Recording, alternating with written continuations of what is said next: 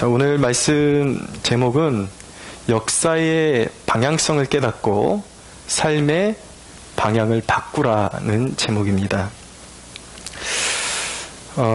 이제 그 일곱째 인이 떼어졌습니다. 그리고 다시 심판의 일곱 나팔 재앙이 이제 쏟아지기 시작하게 됩니다. 그런데 그 재앙이 일곱 나팔이 울리기 전에 나타나는 구절이 바로 성도들의 기도가 하나님 앞에 상달되는 모습을 보여주고 있습니다. 종말과 성도들의 기도에 대한 메시지가 여기 담겨 있는 것입니다. 먼저 보시면 1절을 보십시오. 일곱째 인을 떼실 때에 하늘이 반시간쯤 고요했다라고 말씀하고 있습니다. 심판이 쏟아지기 전에 반시간쯤 고요했다. 마치 폭풍 전야와 같은 것을 의미하는 것입니다. 폭풍이 오기 전엔 항상 고요하기 마련입니다. 쓰나미가 밀어닥치기 전에는 준비가 있는 것이 아니라 준비가 있다면 사람들이 그 수많은 사람들이 목숨을 잃을 리가 있겠습니까?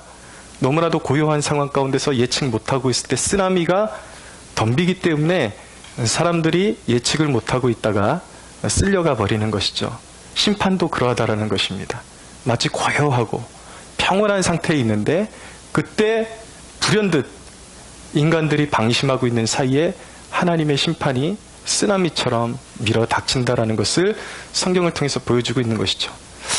여러분, 인간적인 평안이 있고 하나님의 보좌로부터 오는 평안이 있습니다.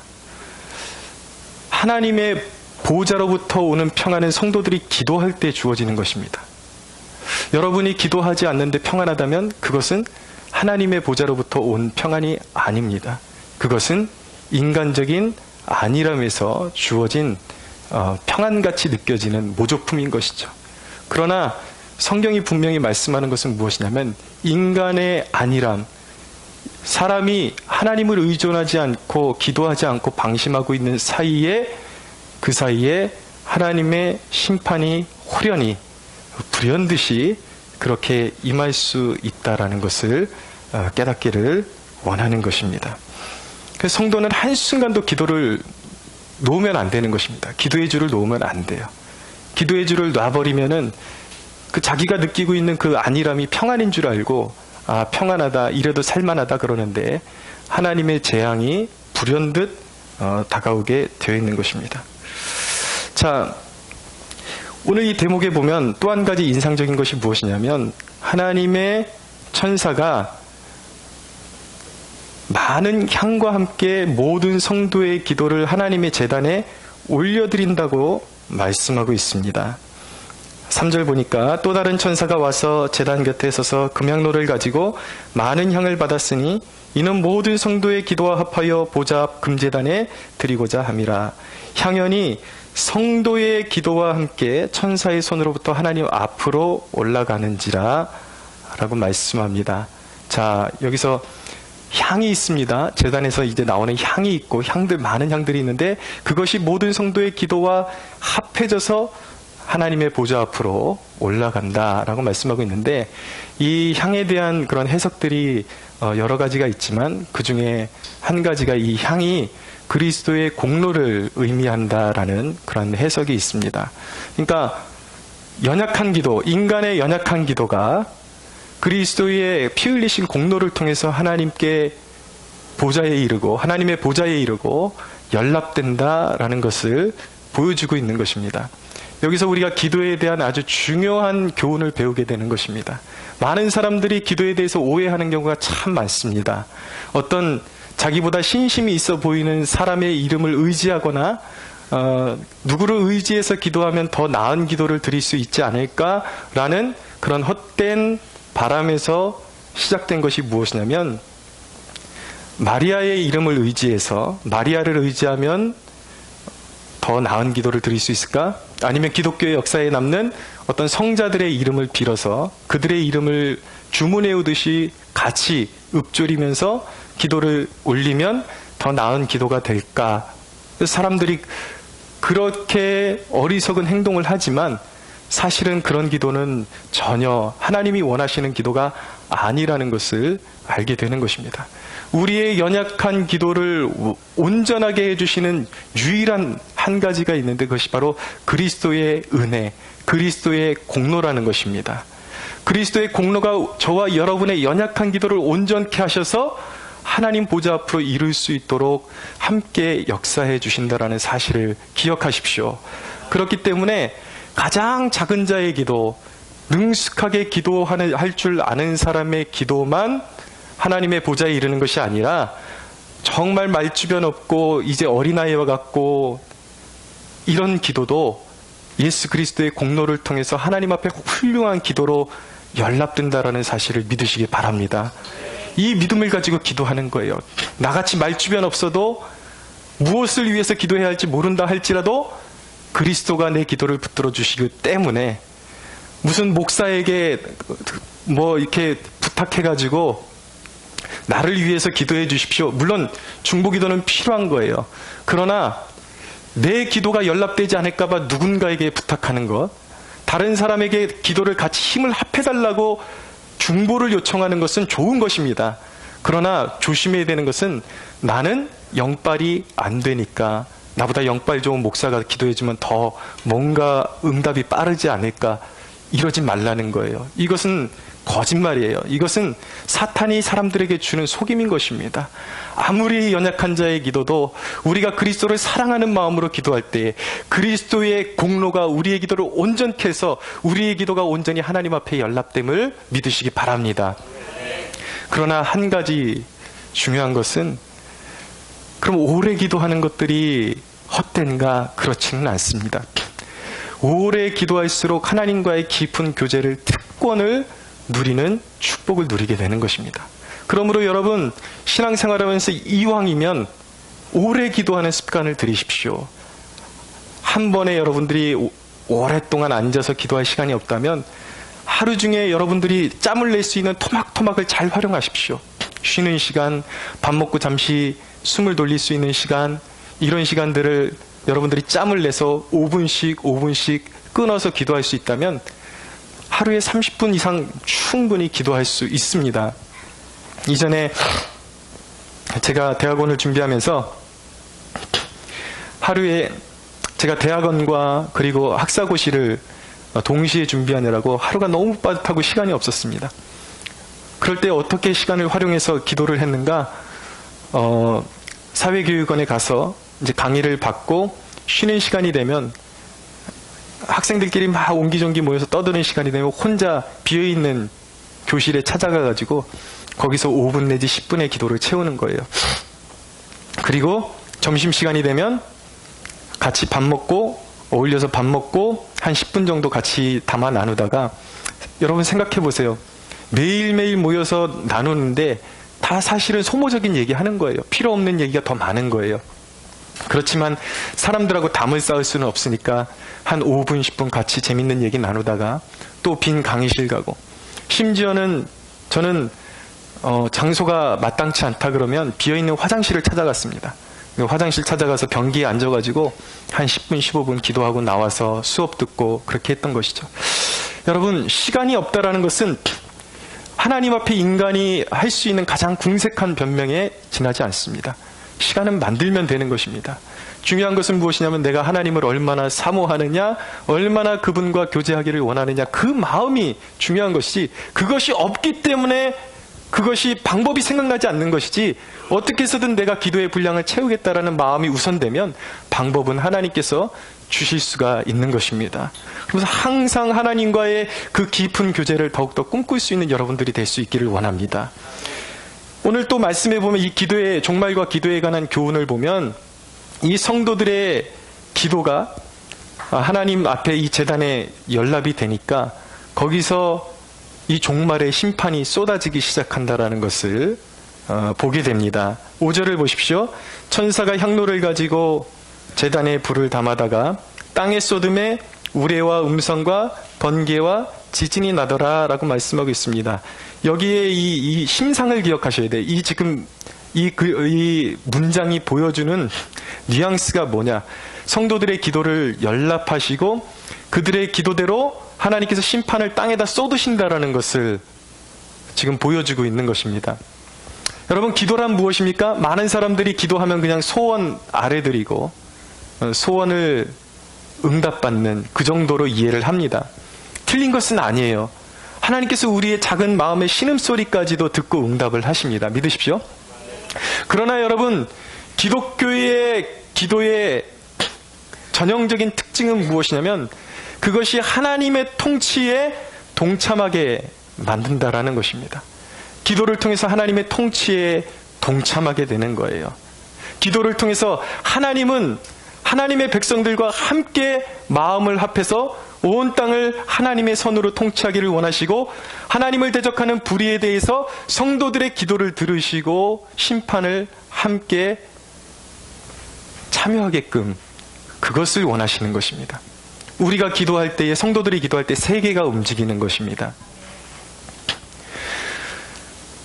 여러분, 우리가 올바른 기도를 하기 위해서는요, 하나님의 통치에 참여하는 기도를 하기 위해서는 하나님의 생각과 우리의 생각이 일치하게끔 노력을 해야 하는 것입니다.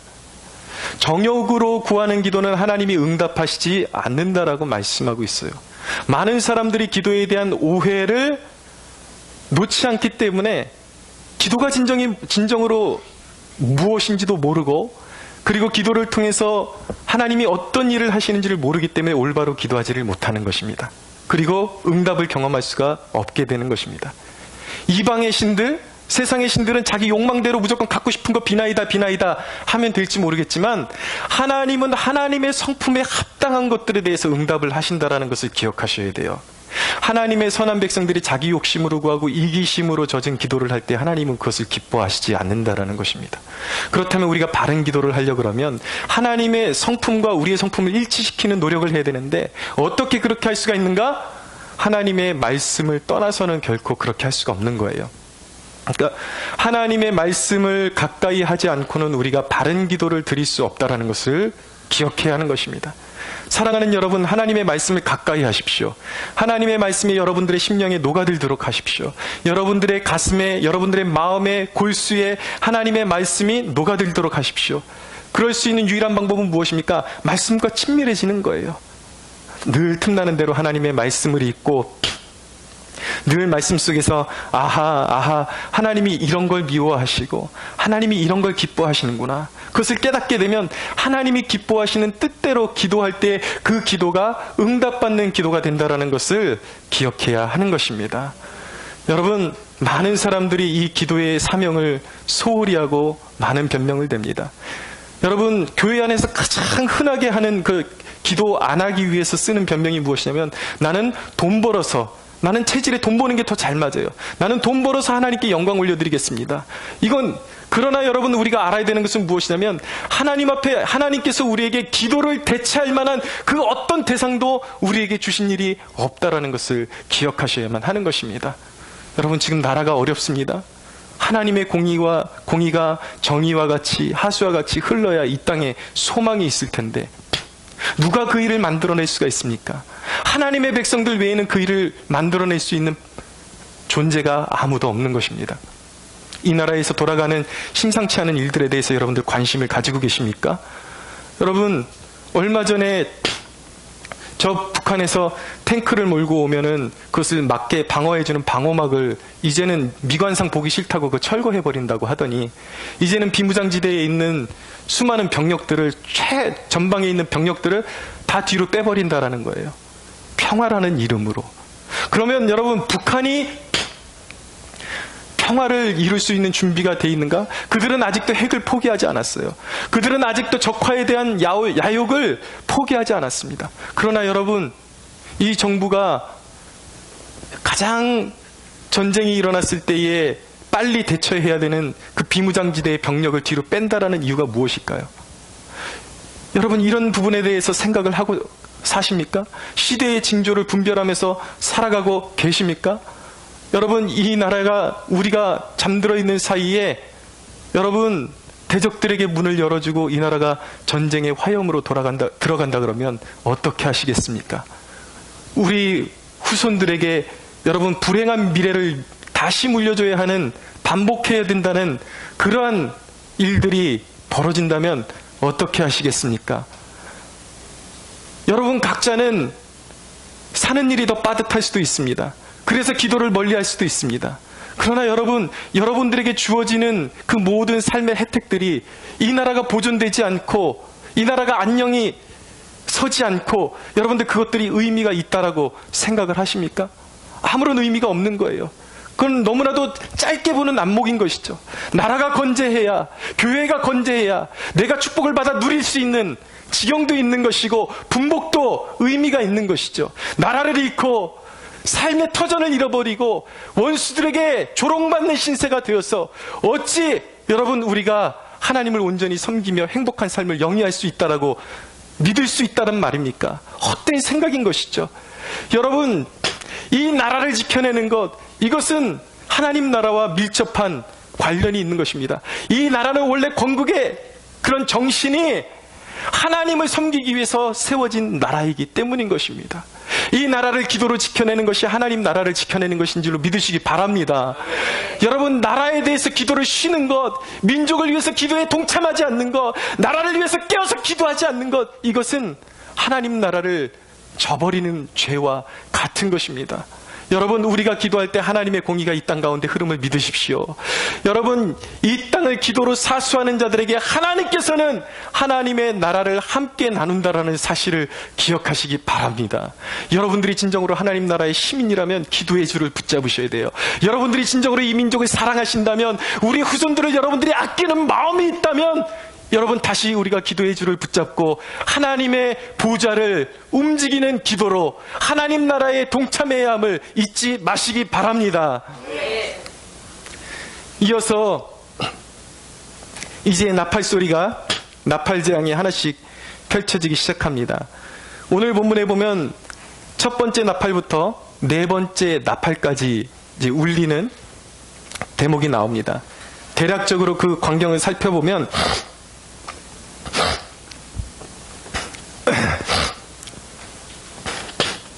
첫째 천사가 이제 나팔을 붑니다.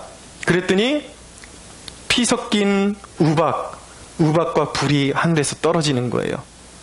그 땅에 쏟아지고 그 결과로 수목의 3분의 1이 타버립니다.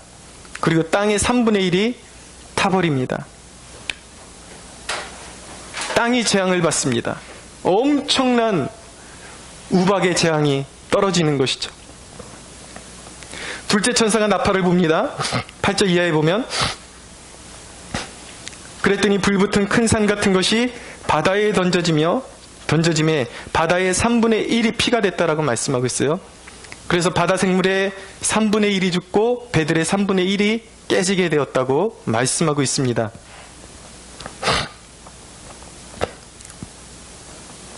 10절 이하에 보니까 셋째 천사가 나팔을 붑니다. 그랬더니 횃불같이 큰 타는 별이 하늘에서 땅에 떨어지게 되죠. 천재지변이 일어납니다. 이 별의 이름은 쓴쑥이라, 비통함을 의미하는 것입니다. 이 별이 떨어져서 이 유성같이 별이 하늘에서 떨어지는 거예요. 그래서 물의 3분의 1이 쓴쑥이 되어버립니다. 마실 물이 없다라는 거예요. 물의 재앙. 수많은 사람들이 죽더라라고 말씀합니다. 넷째 천사가 나팔을 부니까 해와 달이 영광을 잃어버리고 낮과 밤의 3분의 1이 어두움으로 변해버립니다. 빛을 비추지 못하게 되는 것입니다. 천체의 이상이 생기게 되는 것이죠.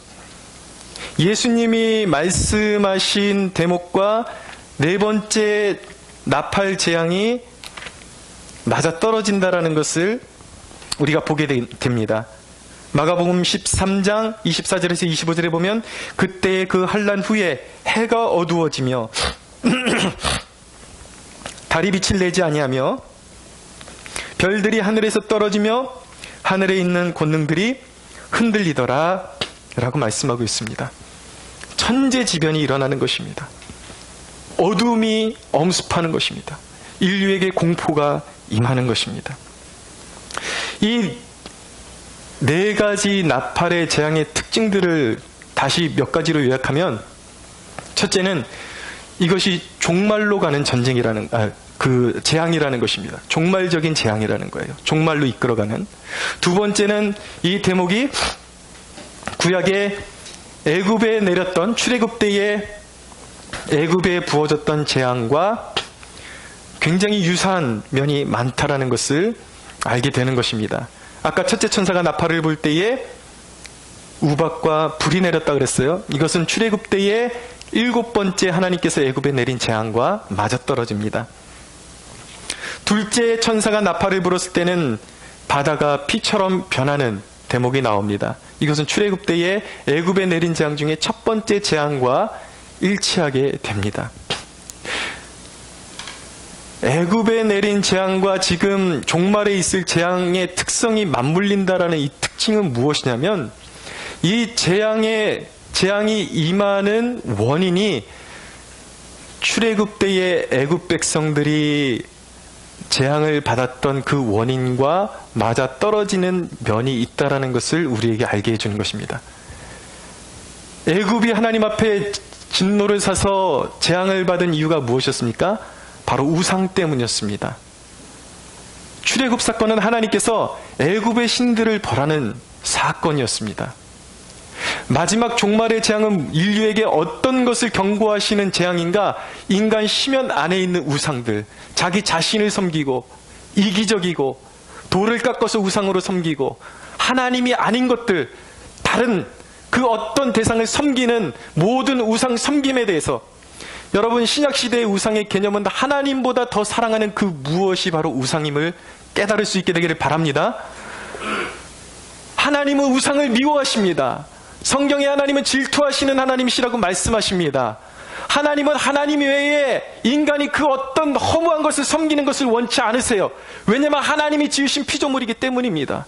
그런데 인간들이 그 허무한 것들을 섬기는 것을 놓지를 않아요. 그러니까 하나님께서 인류에게 재앙을 내리시는 것입니다. 인류가 살 수 있는 방법은 무엇입니까? 유일한 방법은 하나밖에 없는 거예요. 하나님께로 돌이키는 것입니다. 이 심판의 또 한 가지 특징은 무엇인가? 부분적인 파괴라는 것입니다. 오늘 말씀에 계속 반복되는 것이 무엇입니까? 3분의 1이 파괴됐다. 그러니까 완전한 파괴가 아니에요. 지금 이 재앙이 처음에는 처음 인이 떼질 때, 7인이 떼질 때 여러분들이 잘 보셨을지 모르겠는데 그때는 4분의 1이 파괴됩니다. 그 다음에 이 나팔재앙에서는 3분의 1이 파괴됩니다. 지구 인구 가운데 지구 인구가 60억이라고 따지면 20억이 사라지는 것입니다. 재앙에. 여러분 3분의 1이라 그러니까 잘 느낌이 와닿지 않죠? 20억이 죽임을 당한다고 생각을 해보세요. 이건 엄청나게 무서운 재앙인 것입니다. 그러나 여러분 여기서 중요한 것은 무엇이냐면 이 재앙도 하나님께서 완전히 멸하시는 재앙이 아니라 부분적인 재앙이요, 부분적인 파괴라는 것을 눈여겨 보셔야만 하는 것입니다.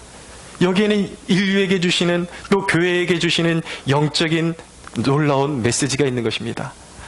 여러분 먼저 우리가 주목해야 되는 것은 무엇이냐면 하나님께서 왜 인류를 파괴하는 일을 행하시는가? 때로는 어떤 개인의 삶 가운데 오셔서 그 인생의 일부분을 파괴하시는 징벌을 내리시는가에 대한 우리가 대답을 알 수가 있어야 돼요. 왜 하나님께서 파괴적인 일을 행하십니까? 그 이유는 인간 스스로가 하나님을 떠나서는 아무것도 아닌 존재임을 깨닫게 하시기 위해서요. 결국은 이 재앙을 통해서 역사성이, 이 역사가, 인류의 역사가, 그리고 한 개인의 역사의 방향성이 어디인지를 보여주시기 위해서예요. 과연 하나님을 떠나서 인간이 버틸 수 있는가, 살 수 있는가, 몇 가지 재앙을 피하고 나서 인간이 결국 하나님을 떠나서 하나님의 눈을 피해서 무사할 수 있는가? 절대 그것이 불가능하다는 것을 보여주고 있는 것입니다. 이 하나님의 진노, 이 하나님의 재앙이 보여주는 것은 무엇이냐면 인류의 역사가 지금 어디로 가고 있다는 것을 보여주고 있는 것입니까? 마침내 심판, 종말로 가고 있다는 것을 보여주고 있는 것입니다. 여러분, 마냥 행복할 것처럼 사는 사람은 화가 있습니다. 어리석습니다. 성경이 분명히 말씀합니다. 사람이 잔치집에 가는 것보다 장례식장에 가는 것이 훨씬 유익하다라고 말씀하고 있습니다. 왜입니까? 장례식장에 가야 인간이 겸손해지기 때문이에요. 한 번이라도 죽음을 생각해 볼 수 있기 때문이에요. 잔치집에 가는 사람은 죽음을 생각하지 않습니다. 영원히 자기가 희락을 누리며 살 것처럼 착각하죠. 그러나 죽음을 간접적으로 경험한 사람들은 조금이라도 생각할 여지가 남게 되는 것입니다. 하나님께서 오늘날을 살아가는 우리 성도들과 하나님을 아직도 거부하는 사람들에게 주시는 메시지가 무엇인가? 전도서 11장 9절에 보면 청년이여 내 어린 때를 즐거워하며 내 청년의 날들을 마음에 기뻐하며 마음에 원하는 길들과 내 눈이 보는 대로 행하라. 그러나 하나님이 이 모든 일로 말미암아 너를 심판하실 줄로 알라라고 말씀하고 있어요. 성경이 말씀합니다. 성경이 늘 강조하는 게 그거예요. 심판이 있음을 알라는 것입니다. 특별히 혈기왕성한 젊은이들에게 말씀하십니다. 젊었을 때에 좋다. 한번 너희가 원하는 대로, 몸이 원하는 대로, 육신이 원하는 대로 살아봐라. 그 모든 것을 즐길 수 있을 때에 즐겨보라는 거예요. 그러나 분명한 것은 그 후에는 반드시 심판이 있다라는 것입니다. 이 재앙을 통해서 우리가 알기를 원하시는 것이 무엇입니까? 인류의 역사의 방향성은 영원한 행복으로 가는 것이 아니라 인류의 방향성은 영원한 심판으로 가고 있다는 것을 깨닫기를 원하시는 것입니다. 할렐루야. 그래서 깨달으셔야 돼요. 우리가 누리고 있는 것들의 모든 혜택의 빛을 잃어버리게 될 것입니다. 물질적인 것은 다 하나님 앞에서 아무것도 아니라는 것을 깨닫는 그날이 오게 될 거예요. 우리의 시간들은 영원하지 않습니다. 우리는 그리스도의 심판대 앞으로 가고 있습니다. 그것을 깨달아야 한다는 것이죠. 이렇게 부분적으로는 재앙을 주시고 그렇지만 아직도 3분의 2가 남아있게 하셨다라는 것은 의미가 어떤 의미가 있는 것일까요?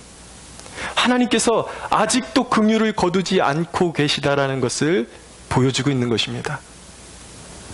여러분, 우리는 이 대목을 통해서 우리의 인생의 남은 날의 의미가 무엇인가에 대한 질문을 던져봐야 하는 것입니다. 우리 각 사람은 나름대로 고통을 겪었을 수 있어요. 어떤 고통을 겪고 하나님께로 돌아오는 계기가 있었을 수 있습니다. 내 인생의 어떤 일부분이 파괴된 것을 경험했어요. 삶의 고통이 있었어요. 그것을 통해서 교회 안으로 들어오게 되었습니다.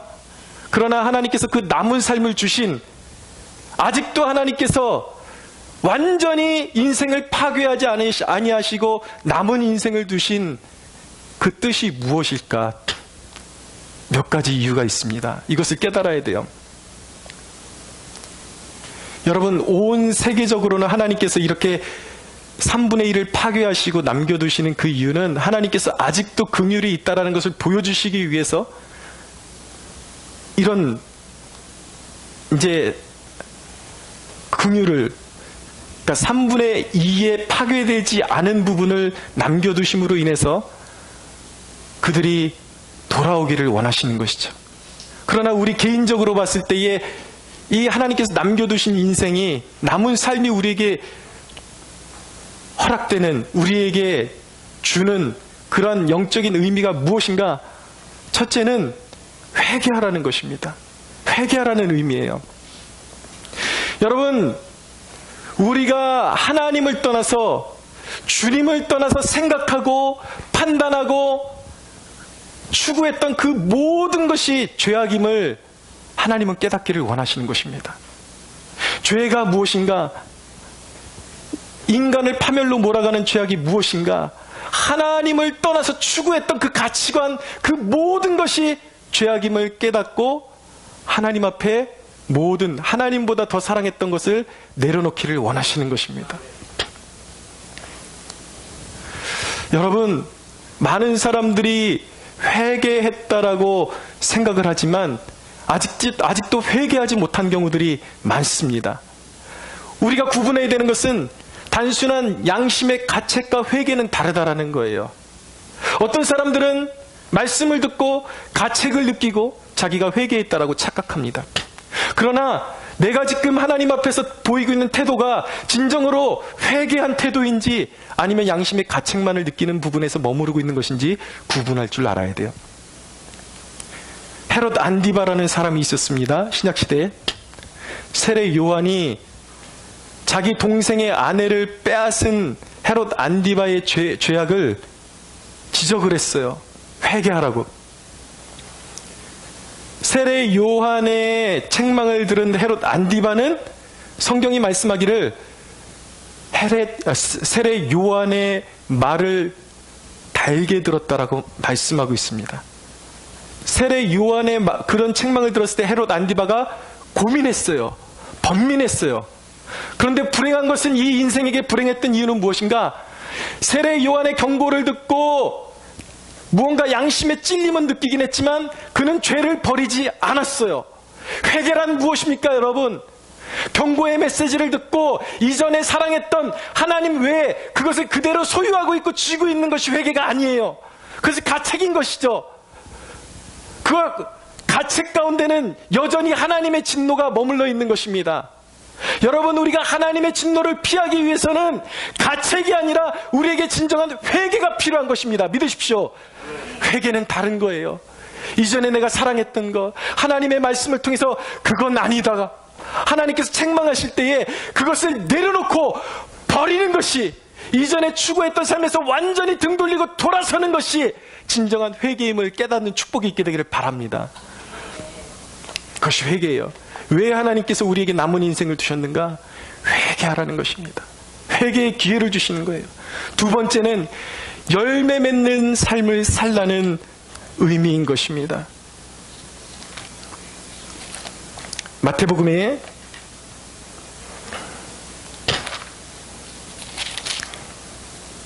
마태복음 3장 8절 이하를 읽어드립니다. 그러므로 회개에 합당한 열매를 맺고 속으로 아브라함이 우리 조상이라고 생각하지 말라. 내가 너희에게 이르노니 하나님이 능히 돌들로도 아브라함의 자손이 되게 하시리라. 유대인들의 실책이 뭡니까? 열매 맺지 못하면서 자기네들이 아브라함의 자손이라고 생각했다라는 거예요. 이미 도끼가 나무 뿌리에 놓였으니 좋은 열매를 맺지 아니하는 나무마다 찍혀 불에 던져지느니라. 회개는 반드시, 진정한 회개는 회개의 열매를 수반해야 하는 것입니다. 회개의 열매가 무엇입니까? 완전히 변화된 가치관으로 생각하고 행동하는 모든 것이 회개의 열매인 것입니다. 여러분, 이전에 미움으로 가득 찼던 사람이 긍휼의 사람으로 바뀌는 것이 회개의 열매인 것입니다. 이전에는 나를 돋보이게 하는 데서 만족을 얻고 나를 유익하게 하는 데서 만족을 얻고 기쁨을 얻었던 사람이 이제는 그리스도의 사랑을 깨닫고 남을 돕고 이웃을 위해서 헌신하는 데서 기쁨을 얻는 사람으로 바뀌는 것이 회개의 열매를 맺는 삶인 것입니다. 이전에는 가장 소중한 것들이 있었다면 우리의 삶 가운데 내가 사용하고 싶고 나의 이기심을 채우고 싶고 나를 더 돋보이게 하고 싶은 그런 것들로 가장 귀한 것들을 사용했던 존재라면, 이제 변화받은 심령은 가장 우리의 인생에 좋은 것이 있다면 오직 주님을 위해서 사용하는 것을 기뻐하는 심령으로 바뀌는 것이 회개의 열매인 것입니다. 할렐루야. 여러분, 세상에는 사람들에게 인정받는 것이 더 좋고 내가 영광을 취하는 것이 더 좋았는데, 사람들에게 인기를 받는 것이 좋고 내 명예를 더 추구하는 것이 좋았는데, 이제는 하나님의 성전의 문지기로 자처하는 것이 기쁨이 된 것, 이런 변화가 바로 회개의 열매인 것입니다. 여러분은 어떻습니까? 세상에서 낙을 누리는 것보다 변화된 심령으로 하나님의 존전 앞에 하나님의 얼굴을 추구하며 이 땅 가운데 하나님의 영광이 실추받는 그것에 대해서 아픔을 가지고 하나님의 존전에 나와서 기도하고 교회를 살리는 것이 여러분들에게 더 기쁨이 되고 있습니까? 여러분, 우리 교회가 여러 가지 어려움이 있어서 우리 성도들이 작정 기도를 작정하게 되었습니다. 여러분들 속으로 대답해 보십시오. 여러분들이 하나님 앞에서 작정한 기도에 대해서 지키고 있습니까? 여러분, 그것을 지키고 있지 않다면 여러분들은 하나님의 통치를 거부하고 있는 것이고, 하나님의 교회를 사랑하는 성전의 문지기로서의 그 일을 세상의 영광보다 더 기뻐하는 그 일을 여러분들은 거부하고 있는 것입니다. 오늘 우리 뜻깊은 날입니다. 우리 김미수 성도님 오늘 정말 한 영혼이, 천하보다도 귀한 한 영혼이 세례를 받는 그런 날입니다. 그런데 여러분, 세례 받는 것이 무슨 의미를 가지고 있는 줄 아십니까? 공식의 세례 응답서에 여러분 뭐라고 기록되어 있는지 아십니까? 여러분, 세례 받는다라는 것은 예수님과 결혼한다라는 뜻이에요.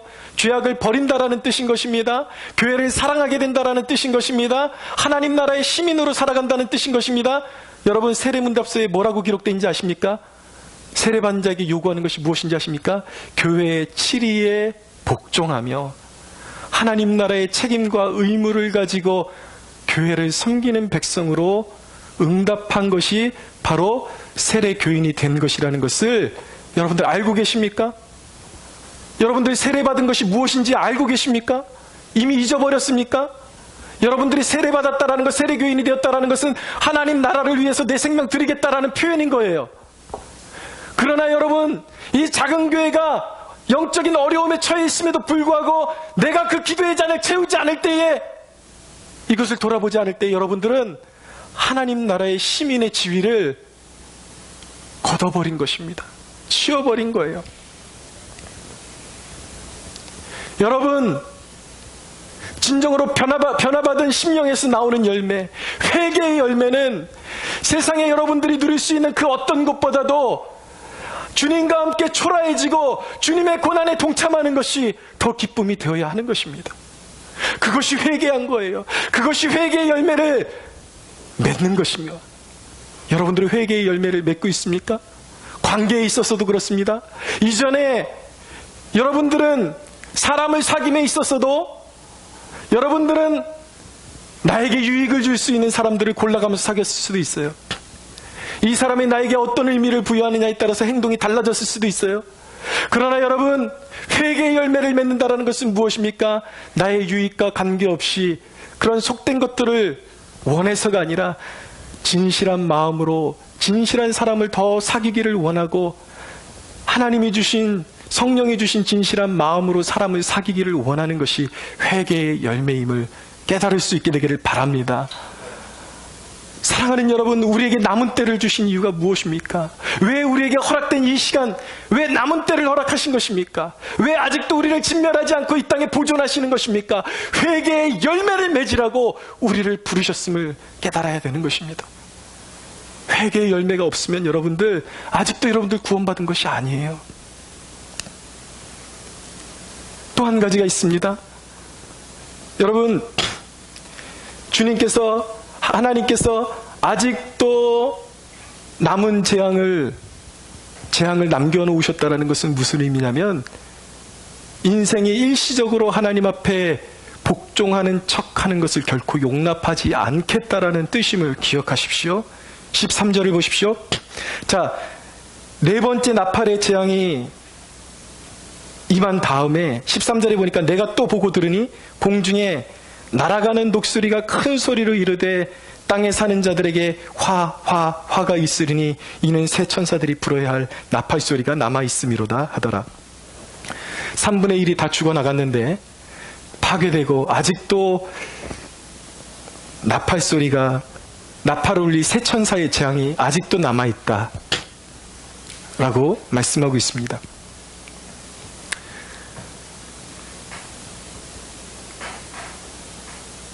제가 일전에 한번 말씀드린 적이 있습니다.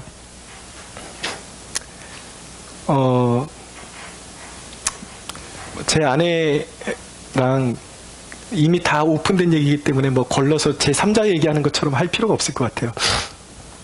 제 아내 다니던 회사의 사장님 이야기를 좀 드리고 싶어요. 이게 우리 얘기이기 때문에 그분을 어떤 가십거리로 만드는 차원이 아니라 우리 이야기이기 때문에 나누고 싶은 거예요.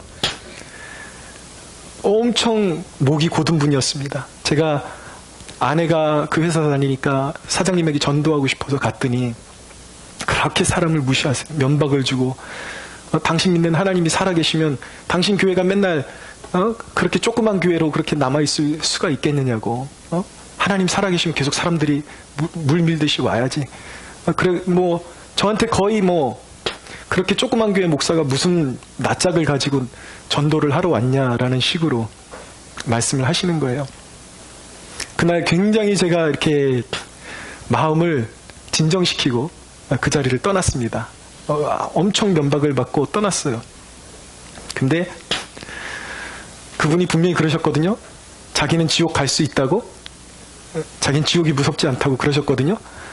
근데 얼마 안 있다가 심장에 병원에서도 거의 처음 보는 난치병이 생겨가지고 그게 혈액암 종류에 속한다 그러는데 병명이 뭔지도 몰라요.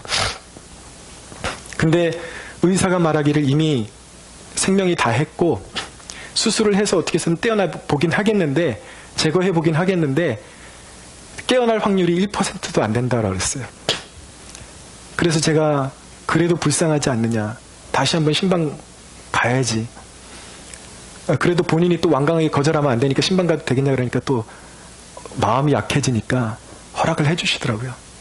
갔더니 지옥도 무섭지 않다 그랬던 분이 저를 보시더니 엉엉 우시는 거예요. 엉엉 우시면서 제가 기도하는, 저도 울고 그분도 울었습니다.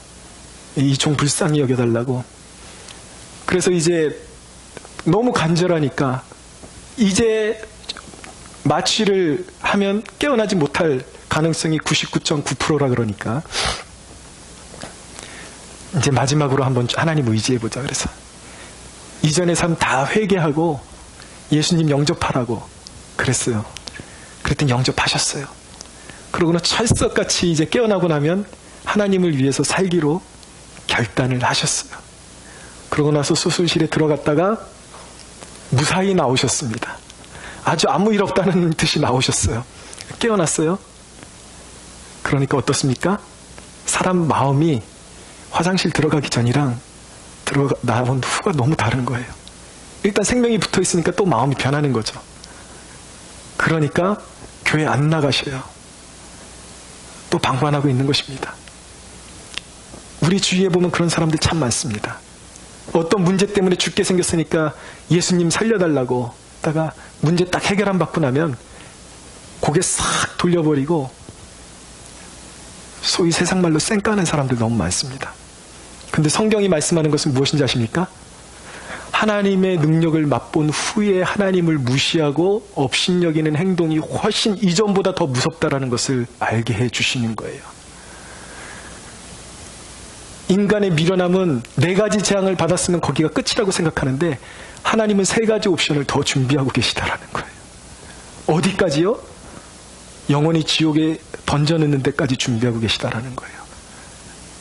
근데 이게 하나님의 은혜라는 거예요. 그 7가지 나팔을 한꺼번에 불어버리셨으면 그 인생은 기회가 없는데 일단 4가지 나팔만 불고 기다리시는 거예요. 오늘날 우리 주위에, 이게 남의 얘기가 아닙니다. 여러분들도 삶에 문제가 생기면 아이고 죽겠네 그러고 기도해야 되겠다 그러고 기도하시다가 좀 숨통만 트이면 다시 옛날 모습으로 돌아가는 그게 있잖아요. 그게 바로 바로의 모습이에요. 애구방 바로. 모세가 가서 내 백성을 보내라 그랬더니 안 들어요. 하나님께서 재앙을 보내실 때마다 아이고 좀 살려달라고. 이제는 하나님이 두려우심을 알고 이스라엘 백성들을 놓아주겠다고 했다가 모세가 가서 다시 중보해주고 재앙이 지나가면 다시 마음이 강팍해져요. 다시 하나님을 무시해요. 살려주신 하나님의 은혜를 기억하지 않아요. 도와주신 하나님의 은혜를 기억하지 않아요. 그렇게 죽겠다고 도와달라 그랬다가 하나님이 도와주시고 나니까 모르는 척해요. 그러나 여러분, 하나님이 말씀하십니다. 거기가 끝이 아니야. 더 있어. 여러분 어떻게 살아야 아시겠습니까? 여러분들은 어떤 미래에 대한 관측을 가지고 하루하루를 살아가십니까?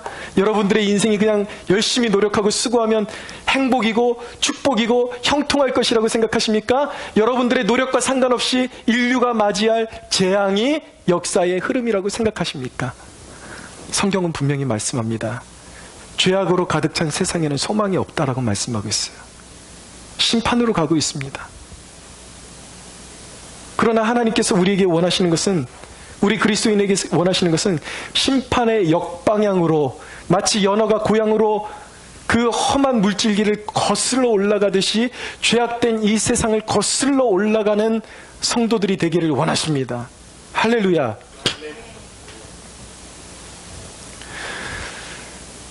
여러분, 지난주에 제가 말씀드리긴, 하나님이 머리에 인친 백성에게는 그 누구도 건들 수 없고 구원이 완전하다고 말씀드렸어요. 그럼 오늘 또 이런 말씀드리면 그러면 구원이 완전하지 않단 얘기냐? 왜 또 딴 얘기하냐? 그렇게 물어볼 수 있겠지만 그것이 아니에요. 하나님의 구원은 완전합니다. 문제는 무엇이냐면 우리의 믿음도 온전해야 하는 것입니다. 할렐루야. 하나님은 실패가 없으세요. 실패가 있다라는 것은 하나님이 실패하신다는 얘기가 아니라 내가 믿겠다고 해놓고서 두 주인을 섬기고 있기 때문에 망하는 거예요.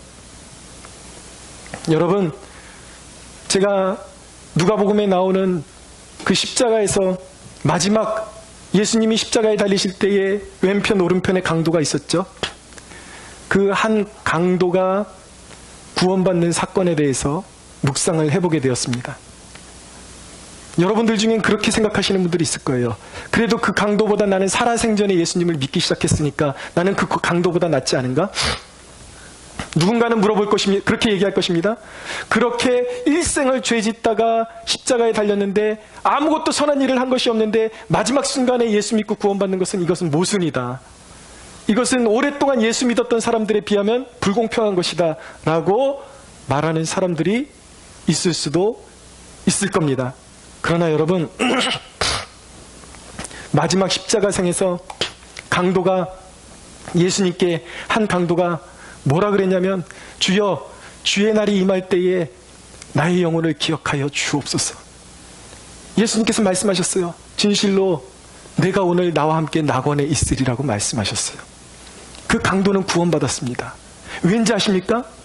왜냐하면 그 강도는 일평생 죄짓고 살았지만 그 순간에 십자가상에서 예수님을 믿을 때 그의 마음 가운데 진정한 변화된 마음이 그에게 임했다라는 것을, 주님이 그 마음을 주셨고 그 변화된 마음이 그 안에 있다라는 것을 주님이 진실로 아셨기 때문에 그를 구원하신 것입니다. 그는 아직까지 살아생전에 아무런 선을 행해본 적도 없지만 그의 진실로 변화된 마음이, 예수님이, 하나님이 하시는 일이 무엇입니까? 한 사람의 과거와 현재와 미래를 동시에 보고 계시다라는 거예요. 그 이야기는 무엇이냐면, 주님은 그 강도 속에서 그가 만약에 시간이 주어졌다면, 살아있었다면 나머지 예수님의 살아있는 제자들과 같이 거룩하고 아름다운 삶을 살아갈 것을 예수님께서는 아셨어요. 그의 마음에 있는 변화가 진정한 변화임을 아셨어요. 그가 만약에 살아있었다면 간절하게 기도하는 삶을 살았고 하나님의 영광을 위해서 살았고 그리스도의 고난에 동참하는 삶을 선택했다라는 것을, 분명히 그럴 사람이라는 것을 주님은 이미 아셨기 때문에 그의 진심으로 변화된 마음을 보고 주님은 구원하실 수 있었던 것입니다.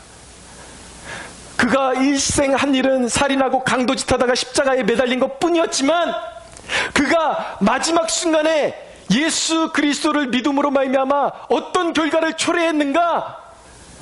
죄인에게 한없이 베푸시는 주님의 긍휼이 충만하게 나타나도록 그가 그렇게 순종했기 때문에, 그의 삶을 통해, 십자가에 달린 그의 삶을 통해서 죄인을 향하신 주님의 무궁한 은혜가 충만하게 나타났기 때문에 그는 용서받을 수 있었고 그는 구원받을 수가 있었던 것입니다.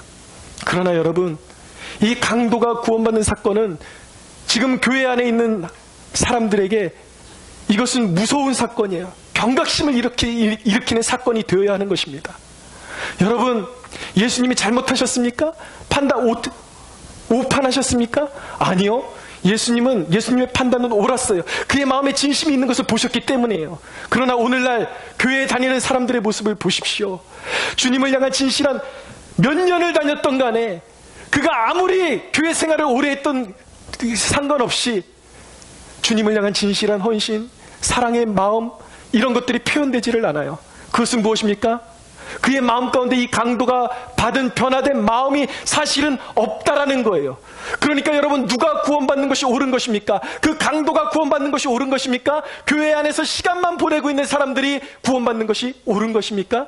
당연히 진정한 마음의 변화를 받은 강도가 구원받는 것이 옳은 것입니다. 여러분들의 묻겠습니다.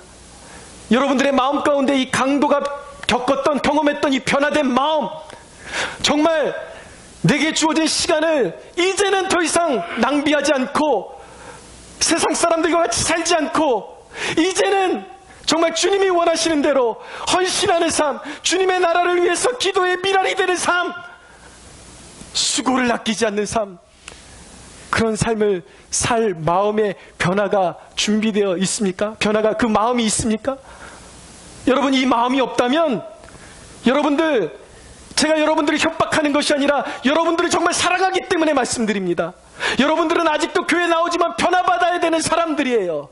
그것이 없으면 구원받지 못해요. 주님의 구원은 취소되지 않습니다. 주님의 구원은 완벽합니다. 반드시 이루어질 것입니다. 할렐루야. 그러나 여러분들이 진짜 변화받은 마음을 가지고 있어야 된다는 거예요. 그 변화받은 마음은 누구로부터 오는 것입니까? 예수님께 긍휼을 구할 때에 예수님이 죄인들에게 허락하시는 마음인 줄로 믿으시기 바랍니다. 여러분들 이 마음을 받기를 원한다면 구하셔야 돼요. 교회 안에 있건 교회 밖에 있건 이 마음이 없는 자들은 구원받은 자들이 아니에요. 그러나 이 마음을 받은 자들은 결코 구원이 실패하지 않을 것입니다. 여러분들 깨어나셔야 돼요. 형식적으로 신앙생활하는 것, 그냥 교회만 왔다 갔다 하는 것, 여러분 협박이 아니에요. 저는 재주도 없지만 그래도 사람들한테 편하게 설교하는 법을 알고 있어요. 어떻게 하면 조금 더 웃겨지고 어떻게 하면 조금 더 편하게 설교할 수 있는지 알고 있어요. 그러나 사람들이 그냥 오지 않을지라도 저는 그렇게 설교하지 않을 거예요. 그건 거짓말이기 때문이에요. 진실은 무엇입니까, 여러분? 여러분들 깨어나야 된다는 거예요. 여러분들 살아나야 된다는 거예요. 여러분들 기도하는 심령을 소유해야 된다는 거예요. 여러분들 하나님 앞에 헌신하는 마음을 회복해야 된다는 거예요. 믿으십시오. 주님 앞에 구하면, 주님, 내가 정말 죄인임을 깊이 깨닫고 정말 하나님의 인이 아무리 세상에 환난이 와도 세상이 도전해도 나를 빼앗을 수 없는 하나님의 인치심이 내 안에 있기를 원합니다. 여러분, 그런 마음 가지십시오. 마태복음에 있는 말씀 읽어드리고 마치겠습니다. 심령이 가난한 자는 복이 있나니 천국이 그들의 것이며 애통하는 자는 복이 있나니 그들이 위로를 받을 것이며 온유한 자는 복이 있나니 그들이 땅을 기업으로 받을 것이며 의에 줄이고 목마른 자는 복이 있나니 그들이 배부를 것이며 긍휼히 여기는 자는 복이 있나니 그들이 긍휼히 여김을 받을 것이며 마음이 청결한 자는 복이 있나니 그들이 하나님을 볼 것이며 화평하게 하는 자는 복이 있나니 그들이 하나님의 아들이라 일컬음을 받을 것이며 의를 위하여 박해를 받는 자는 복이 있나니 천국이 그들의 것이며 나로 말미암아 너희를 욕하고 박해하고 거짓으로 너희를 거슬러 모든 악한 말을 할 때에는 너희에게 복이 있나니 기뻐하고 즐거워라. 하늘에서 너희의 상이 큼이라. 너희 전에 있던 선자들도 이와 같이 박해하였느니라. 여러분, 가난한 심령, 이 심령이 없는 자는 화가 있을 것입니다. 그러나 저는 여러분들을 축복합니다. 여기서 한 사람도 낙오됨이 없이 우리가 천성에 입성하는 그날에 모두가 그날에 얼싸안고 우리 같이 신앙생활하지 않았냐고 격려해주고 환호해주는 그런 축복이 있게 되기를 바랍니다. 여러분, 신앙을 이야기로 듣지 마십시오. 지금 이야기하고 있는 것이 아닙니다. 동화책 읽고 있는 것이 아닙니다. 여러분들의 영혼이 죽느냐 사느냐 하는 문제인 것입니다. 영생을 소유하는 가난한 심령을 소유하여 여러분들 구원에 승리하는, 환난날에 승리하고 당당히 천국에 입성하는 저와 여러분들이 되시기를 예수 그리스도의 이름으로 축원합니다. 우리 하나님께 영광의 박수 올려드리겠습니다.